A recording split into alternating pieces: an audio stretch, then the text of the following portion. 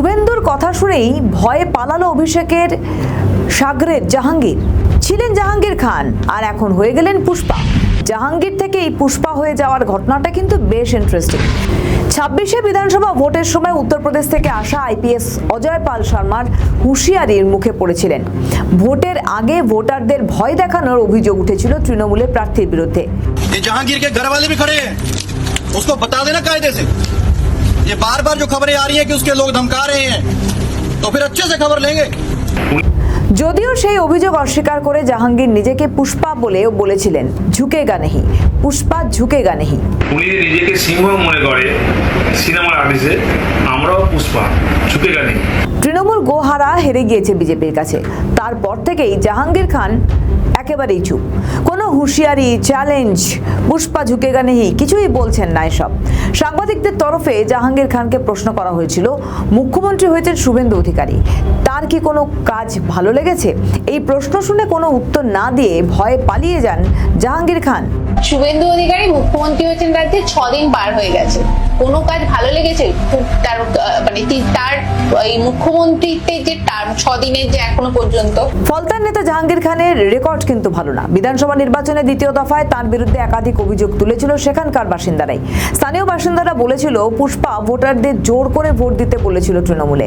রাজনৈতিক মহলের একাংশ বলছে, অভিষেক বন্দ্যোপাধ্যায়ের ডান হাত জাহাঙ্গীর খান।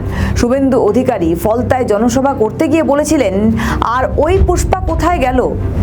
ডাকাতটা কোথায়? দেখা যাচ্ছে যত অভিযোগ করেছে নির্বাচনের সময় সবগুলোর বিরুদ্ধে ব্যবস্থা নেব। আর কোথায় গেলেন তথাকথিত পুষ্পা নাকি নাম? ডাকাতটা কোথায়? ডাকাতটা কোথায়? কোথায় দেখা যাচ্ছে? দেখা যাচ্ছে যত অভিযোগ করেছে সাধারণ নির্বাচনের সময় সবগুলোর বিরুদ্ধেই ব্যবস্থা হবে। ফেলে রেখেছিল জেনারেল ডিজিডি করে,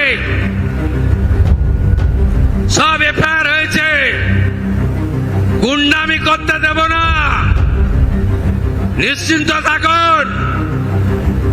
বাইক বাহিনীকে ঘুরতে দেব না, সাদা থান বাড়িতে ফেলতে দেব না, দেখে নেব, ভেঙে দেব, কেটে দেব, এসব অতীত। কোথায় পুষ্পা? কোথায় আপনি? দেখতে পাওয়া যাচ্ছে না?